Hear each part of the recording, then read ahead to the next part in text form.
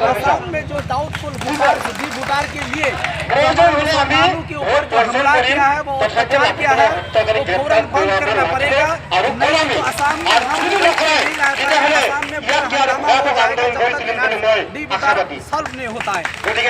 Demand ने हमारा जो असम में 2015 साल से एनआरसी के बारे में काम किया है, एनआरसी अभी चल रहा है, उसके अंदर जो एनआरसी के 15 ए लिस्ट में 15 जो डॉक्यूमेंट्स है, उससे 5 डॉक्यूमेंट्स अभी होल्ड में रखा गया सुप्रीम कोर्ट। अगर वो 5 डॉक्यूमेंट जब तक बहाल नहीं रहेगा, अभी तक हम नहीं छोड़ेंगे, क्योंकि एनआरसी अभी नया नहीं है। पूरा इंडिया में असम में एनआरसी हो रहा है, जो 51 का एनआरसी अपग्रेडेशन हो रहा है, उसमें से 51 को जो होल्ड में रखा गया, तो एनआरसी का क्या वैल्यू रहता है।